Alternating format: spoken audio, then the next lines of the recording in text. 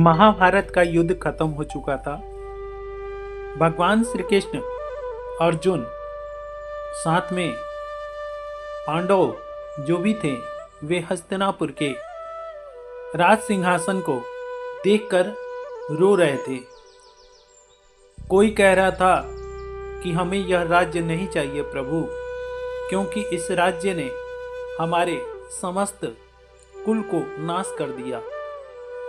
और वहीं पर भीम कह रहे हैं कि इस राज्य से हमें क्या प्राप्त हुआ? क्या हम लोग अपनों ही को मारकर यह राज्य कर पाएंगे? भगवान श्री कृष्ण बोले कि धर्म का युद्ध में ऐसा ही होता है, जो अधर्मी होता है उसका नाश होता ही है, और धर्म के लिए सबको अपना अपना बलिदान देना ही पड़ता है। और वही तुम्हारे कुल के सभी बड़े बुजुर्गों ने दिया है धर्म के लिए, क्योंकि वे अधर्म के पक्ष में थे। अर्जुन बोले कि हे प्रभु, मैं कौन सा अधर्म के पक्ष में था कि जो मैंने अपने पुत्र का बलिदान दे दिया?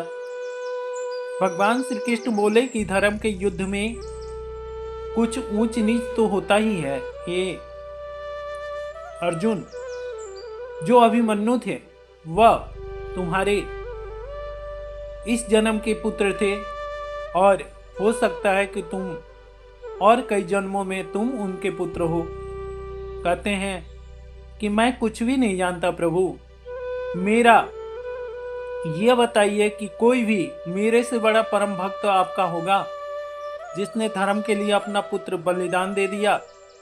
भगवान श्री कृष्ण मुस्कुराए और गंभीर स्वर में बोले कि हे अर्जुन, देखो, संसार में मेरे भक्तों की कमी नहीं है, और तुमसे भी बड़े बड़े मेरे भक्त हैं, परंतु हाँ, आज तुम सबसे बड़े भक्त हो।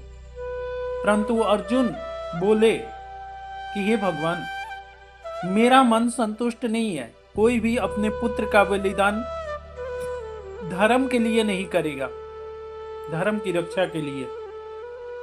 अर्जुन की इस वाक्य को रखने के लिए भगवान श्री कृष्ण बोले कि हे अर्जुन, चलो हम इसका आज तुम्हें परीक्षा करके बता ही देते हैं कि मेरे तुमसे भी अपार परम भक्त हैं, वो सर्वस्व मेरे लिए दान कर सकते हैं। भगवान श्री कृष्ण के कहने पर अर्जुन बोले कि हे प्रभु, मैं देखना चाहता हूँ। भगवान श्री कृष्ण, अर्जुन और उसी घड़ी यमराज को उन्होंने न्योता दिया। भगवान श्री कृष्ण के अपने आराधक के बुलाने पर उसी घड़ी तुरंत वहां पर धर्मराज यानी कि यमराज जी भी प्रकट हो गए। यमराज जी जब प्रकट हुए तो भगवान श्री कृष्ण बोले कि हे यमराज, चलो, हमें कहीं जाना है। और इस तरह करके उन्होंने अपने स्मरण शक्ति से अर्जुन, श्री कृष्ण और साथ में यमराज जी को तीनों का भेष बदल दिया। स्वयं भगवान श्री कृष्ण और अर्जुन ब्राह्मण का भेष बनाए, और यमराज जी वहां पर सिंह बन गए। चल दिए अलग जगाने अलकानंदनी नगरी में, वहां के राजा के घर परीक्षा करने राज्य महल के द्वार पर जाकर उन्होंने अलग जगाया। वहां के जो प्रहरी था वह जाकर राजा को बुलाया, बोला कि हे प्रभु, हमारे द्वार पर बहुत ही परम तेजस्वी संत लोग आए हैं, ब्राह्मण लोग आए हैं, और वे आपसे मिलना चाहते हैं। इस पर वहां के राजा, अलकापुरी के राजा प्रस्तुत हुए और दंडवत प्रणाम किया। दंडवत प्रणाम करके बोले कि हे प्रभु, क्या आज्ञा है हमारे लिए? ब्राह्मण वेशधारी भगवान श्री कृष्ण बोले कि हे प्रभु, हे राजन, हम आपके घर आज अतिथि के रूप में आए हुए हैं, आप हमारे खाने पीने का प्रबंध करो। आप हमारे भोजन का प्रबंध करो। वे बोले कि प्रभु, हम आपके लिए सब चीज यथा योग्य पहले से ही बना कर रखे हैं, आप भोजन ग्रहण करने के लिए आइए। और वे राजमहल में ले गए। राजमहल में जाकर प्रभु को यानी कि ब्राह्मण भेषधारी भगवान श्री कृष्ण को उन्होंने अपने राज सिंहासन पर उनको आसन दिया और उनके पति पत्नी ने पैर पखारा और उनके पुत्र जो 3 वर्ष के आयु के थे उन्होंने उनका अभिनंदन किया, स्वागत किया और फूल अर्पण किया भगवान के चरणों में। अर्जुन श्री कृष्ण बोले कि हे राजन, हम बहुत ही थक गए हैं, आप हमारे खाने पीने की भोजन की व्यवस्था करो। बोले कि प्रभु, जो आप खाना चाहते हैं सब चीज़ है हमारे घर में, आप आज्ञा कीजिए। वे बोले कि हम तीनों के लिए भोजन चाहिए। वे बोले कि तीनों के लिए? तो प्रभु, जैसी आप आज्ञा करेंगे वैसा हम भोजन आपको बनवा देंगे। वे बोले कि हम तो रूखे सूखे जो भी मिले उसी से पेट भर लेंगे, परंतु हे राजन, आप इस सिंह के लिए भोजन की व्यवस्था कीजिए। वे बोले कि प्रभु, आप आज्ञा करें, हम जा रहे हैं आखेट करने, आखेट से करके और हम पशु ले आएंगे, उसका आप भोजन सिंह राज को करा दीजिए। वे बोले कि हमारा सिंह पशुओं का भोजन नहीं करते, वे नर भक्षी हैं, आदमी का भोजन करते हैं, नर का भोजन करते हैं। वे बोले कि ठीक है, उसका भी हमें कोई चिंता नहीं है, हम खुद समर्पण हैं आपके लिए, आपके सिंह के लिए। आप उनको बोलिए वे मेरे को ही खाकर अपनी तृप्ति करें, क्योंकि मैंने आपको वचन दिया है, मैं आपको भूखा अपने राज्य से वापस नहीं जाने दूंगा, अपने इस घर से। वे बोले भगवान श्री कृष्ण कि नहीं, ऐसा नहीं हो सकता, हमारा जो शेर है वे थोड़ा बूढ़े हो गए हैं और वे ऐसा बूढ़ा मांस नहीं खा सकते, उनको ताज़ा मांस चाहिए, कोमल मांस चाहिए। वे बोले कि हे प्रभु, आज्ञा कीजिए, कोमल मांस कहाँ से आएगा और यह भोजन कैसे होगा? तब भगवान श्री कृष्ण और अर्जुन एक दूसरे को देखकर बोले कि ऐसा है कि हम पहले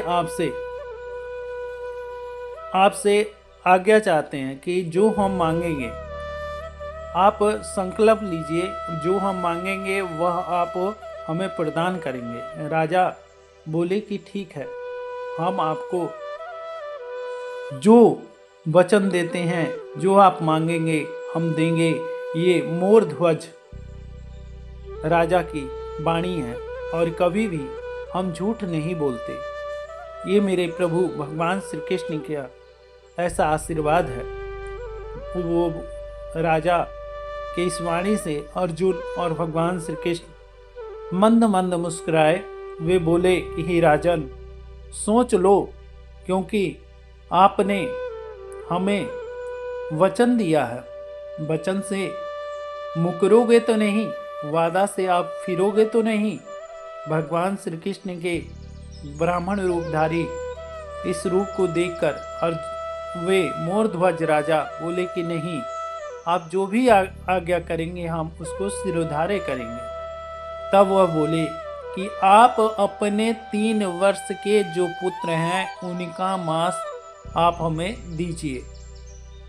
अब मोरध्वज के जैसे पैरों तले जमीन नहीं था, ऊपर आकाश नहीं था, वे जैसे दुख का पहाड़ ही उनके सिर पर गिर गया। वे बोले कि प्रभु, फिर से आप कहिए, जो वाक्य आपने कहा और जो मैंने सुना, क्या यह सत्य है? वे बोले बिल्कुल सत्य है, हमने यही आज्ञा किया कि आप अपने पुत्र का हमारे शेर के लिए मांस दीजिए। और आपके पुत्र को ही हमारा सिर राज खाएंगे, पुत्र के मांस।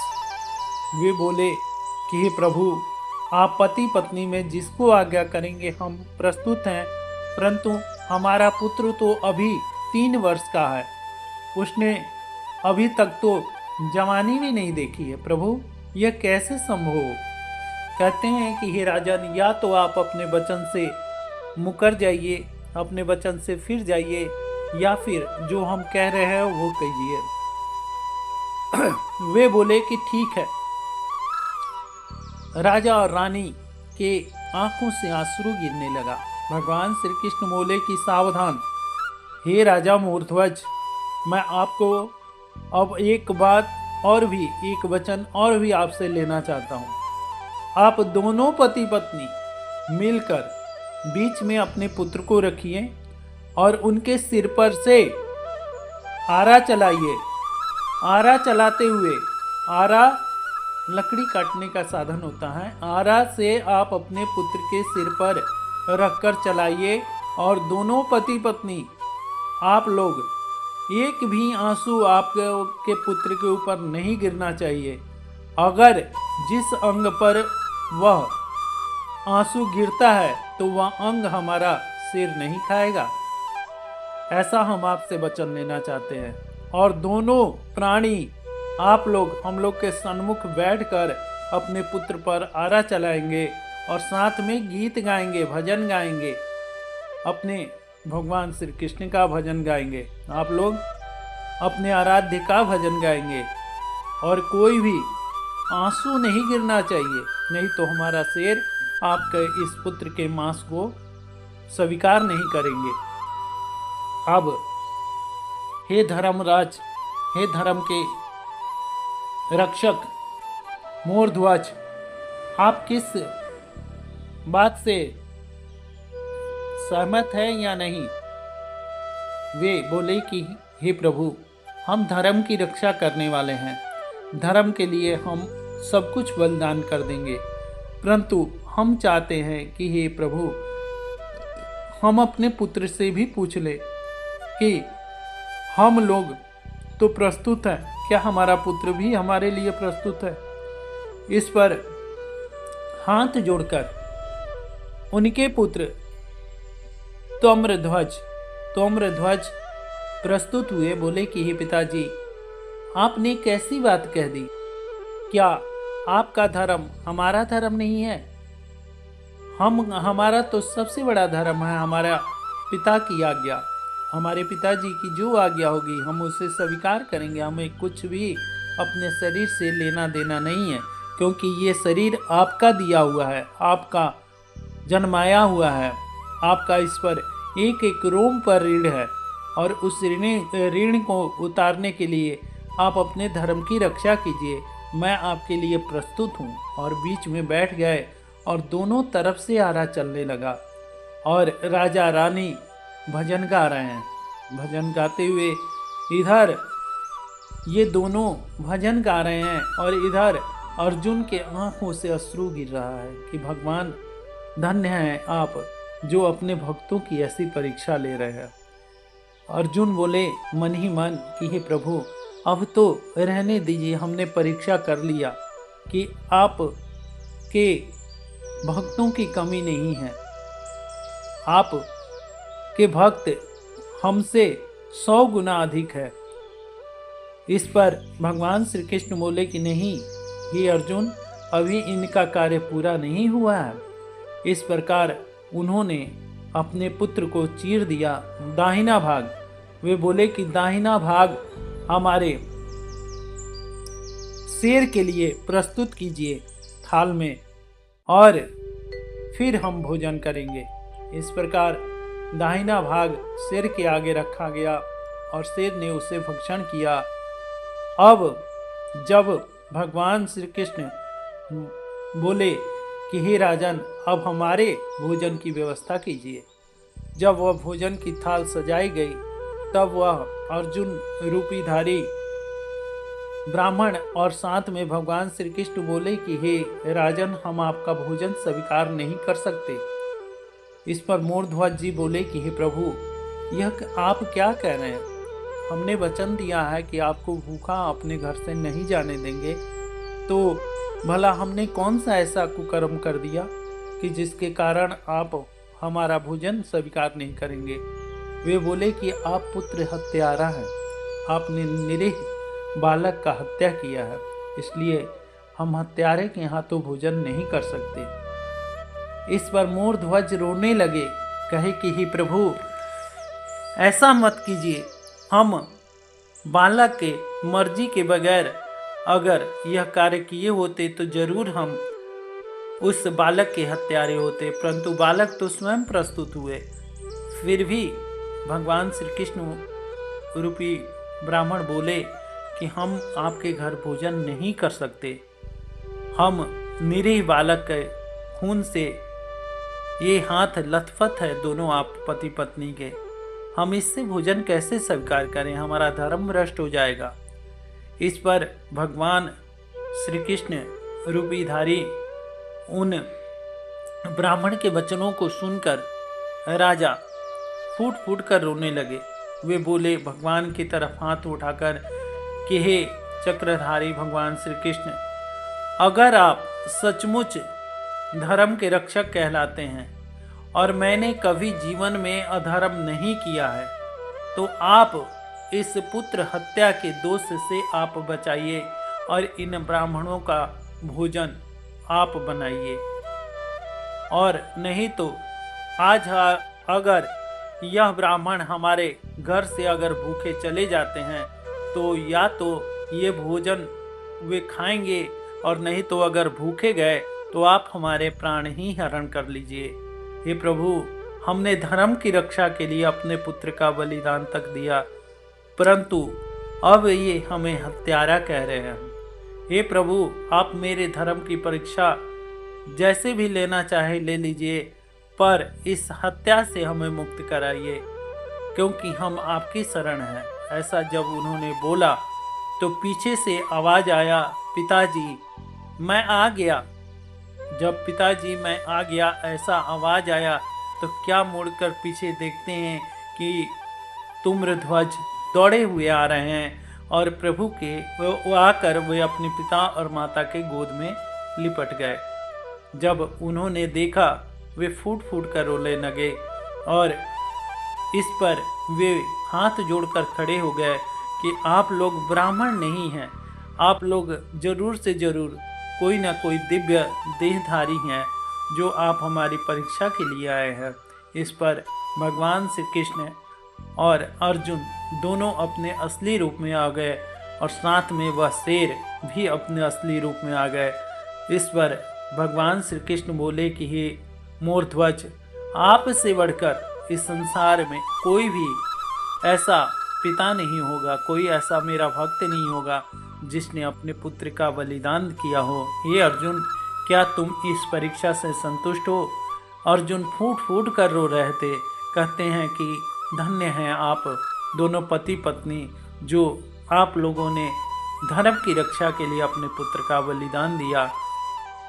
इस प्रकार अर्जुन के कहने पर भगवान श्री कृष्ण बोले कि हे मूर्ध्वज, आप हमसे कोई वरदान मांग लो।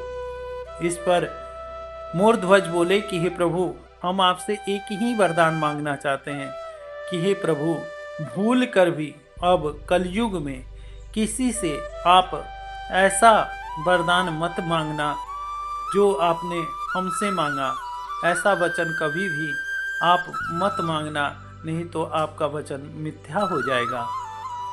हर हर महादेव। जय श्री कृष्ण। राधे राधे।